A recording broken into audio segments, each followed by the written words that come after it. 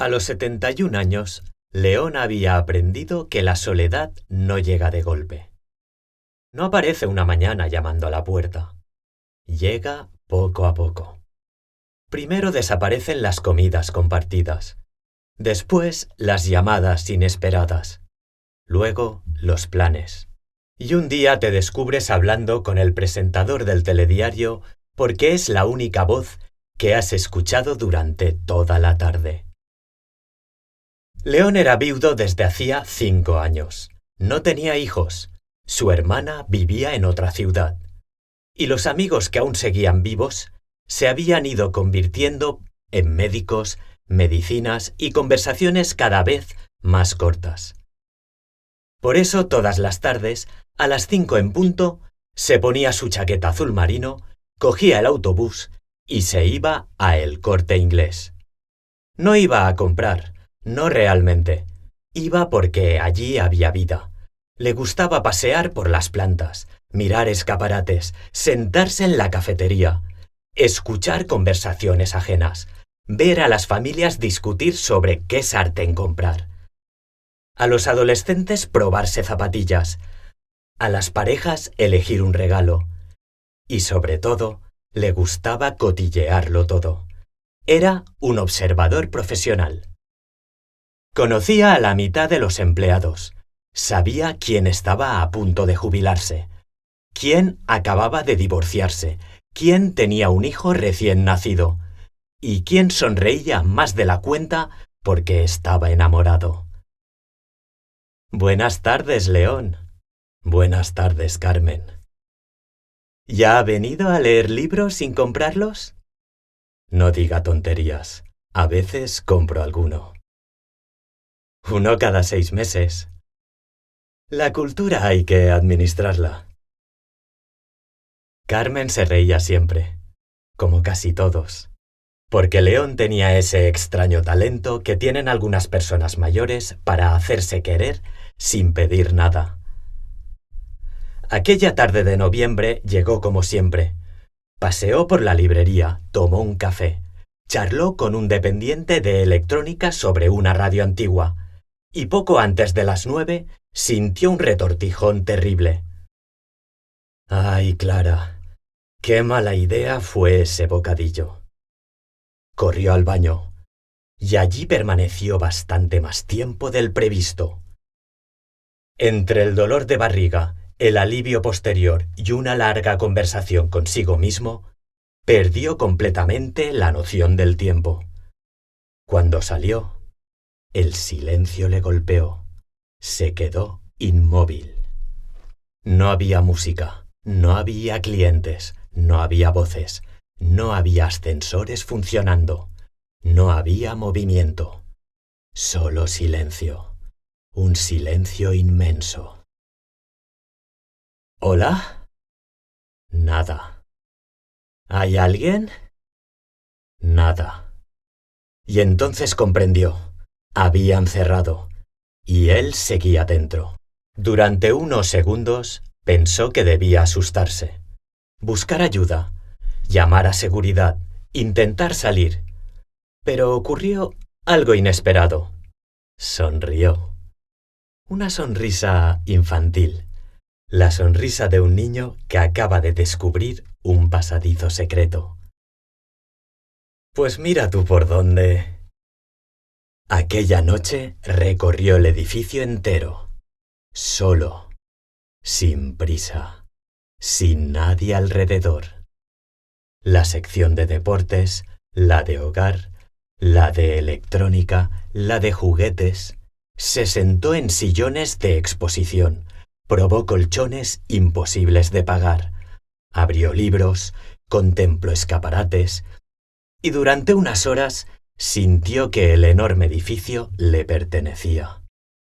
Cuando empezó a amanecer, regresó al baño. Esperó. Escuchó el ruido de los empleados entrando y salió tranquilamente a las 9:15, como cualquier cliente. Nadie sospechó nada.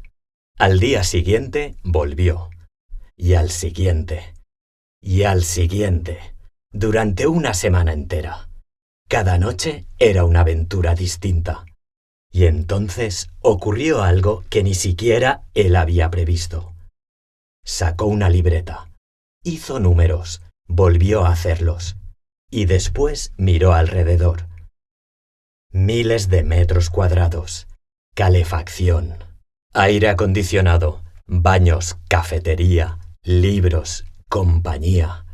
Y una idea completamente absurda empezó a parecerle razonable. 3 semanas después, entregó las llaves de su piso. No hubo despedidas, no hubo lágrimas, no hubo nadie esperándole al otro lado. Solo un hombre mayor, cerrando una puerta por última vez. Conservó muy pocas cosas: 2 maletas, una caja de cartón y una bolsa de tela. Nada más. Dentro llevaba toda su vida: 3 fotografías de Clara, un reloj de su padre, un libro de poemas lleno de anotaciones, una radio diminuta, una manta gris y una vieja taza desconchada que Clara llamaba la taza de los días difíciles. Aquella misma tarde volvió al centro comercial, pero esta vez no regresó a casa, porque ya no tenía casa. O quizás sí. Solo que era diferente. Después de tantas noches explorando, había descubierto un pequeño cuarto olvidado detrás de una zona de almacén. Era apenas un trastero, una silla vieja, una estantería metálica, una luz amarillenta, nada más. A cualquier otra persona le habría parecido triste. A León le pareció perfecto. Aquella primera noche colocó una fotografía de Clara sobre una balda. Extendió cuidadosamente la manta. Puso la radio en una esquina, colocó la taza y observó su pequeño refugio, su habitación, su hogar secreto. Sonrió. Pero lo mejor venía después, porque cada mañana lo desmontaba todo. Guardaba las fotografías, doblaba la manta, escondía la taza, metía el libro en la maleta. Y el cuarto volvía a aparecer vacío, como si jamás hubiera existido, como si él jamás hubiera estado allí. Y contra toda lógica, aquello le encantaba. Durante años había acumulado muebles, armarios, objetos, cajones llenos de cosas. Ahora no. Ahora todo era ligero, temporal, efímero. Cada noche construía un hogar. Cada mañana lo hacía desaparecer. Y en aquel ritual encontró una felicidad inesperada. La felicidad de saber que nada pesa demasiado. La felicidad de descubrir que los recuerdos no viven en las cosas, viven dentro de uno. Algunas noches se sentaba en la silla, miraba las fotografías y hablaba con Clara. Hoy han cambiado los escaparates. La librera me ha recomendado otra novela. Han puesto una cafetera nueva en la planta baja. Luego sonreía, y durante unos segundos tenía la sensación de que ella seguía escuchando. Los meses pasaron, los empleados seguían saludándolo. Buenos días, León. Buenos días, Carmen. Usted vive aquí. Casi. Los dos se reían, sin saber hasta qué punto era verdad.